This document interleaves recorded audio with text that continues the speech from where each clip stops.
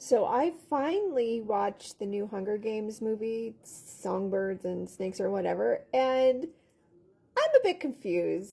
So from an author's standpoint, I want to talk about the characterization of Snow and why I think they completely messed it up. So one, spoilers for the whole movie. Two, and this is just based off the movie. I haven't read the book. I'm not going to. So I'm just talking about from a storytelling aspect how the movie messed up this whole character arc and the whole movie, I think.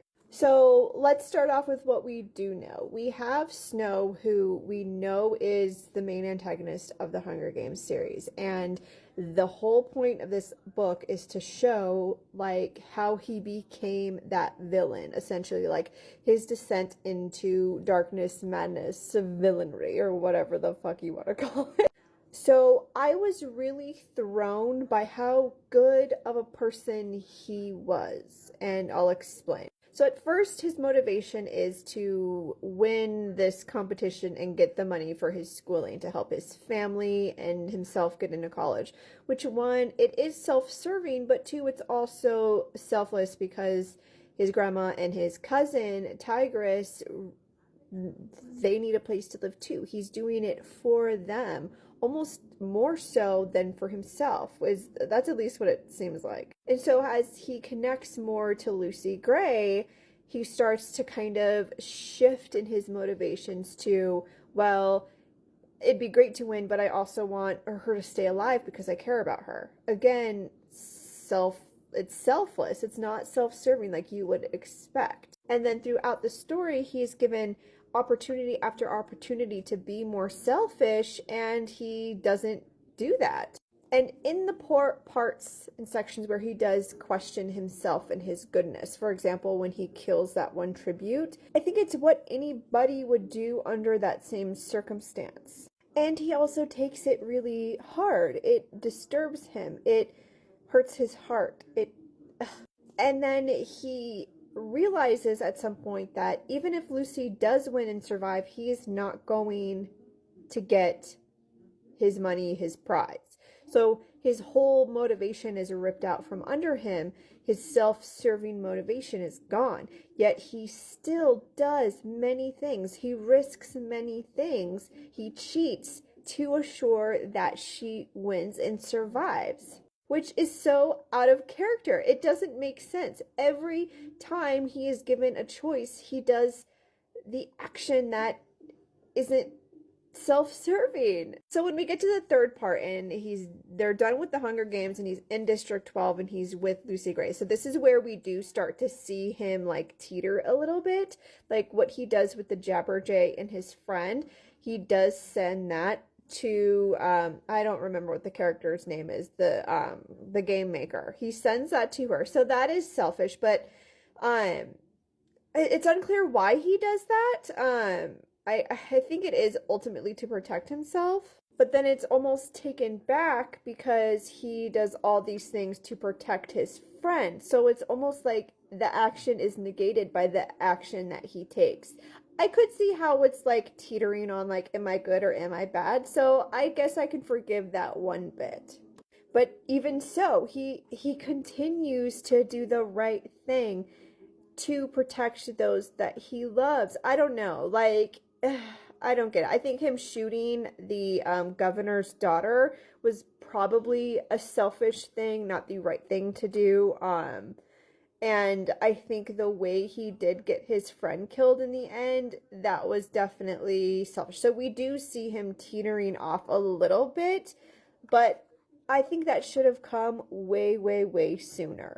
And we do also see him agreeing to take his spot in District 2. So the selfish things are coming out a little bit. I don't think it was strong enough to cement his descent into madness and his descent of his character of turning from a really good person to someone as bad as the Snow that we see in the original Hunger Games series.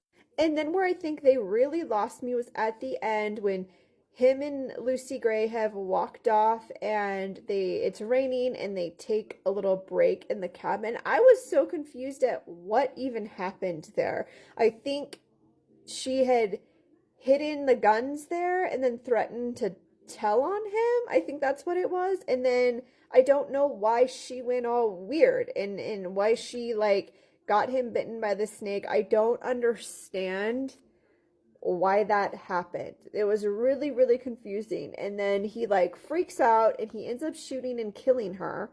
Um, which it's just kind of like 0 to 60 and he just like loses his mind and now he's evil.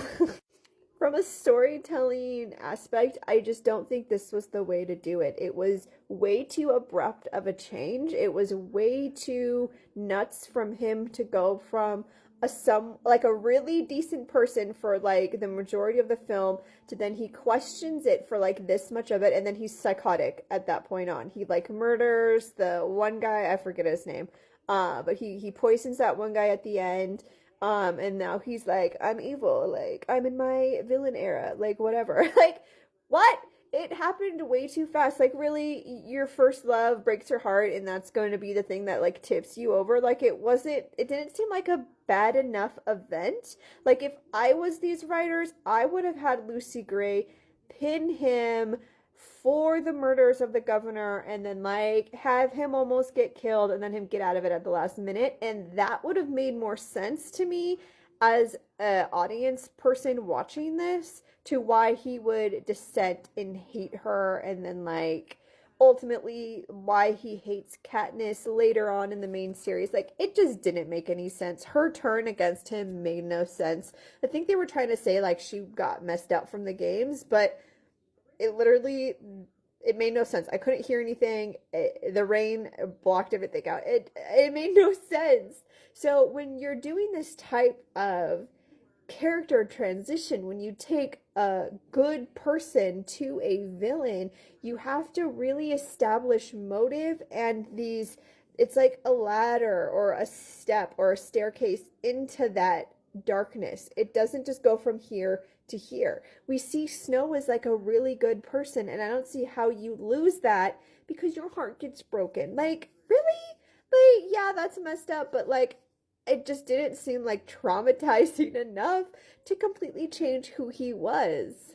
I don't know. What do you guys think? Did you think that the movie did a good job? How does the book compare? Like I said, I'm not going to read the book. I cannot go through that again. I heard that the book wasn't all that good. But yeah, I'm curious to know what you guys think. Did you watch the movie? How did you feel about his transition? And any authors out there, if you have any other questions, definitely let me know in the comments.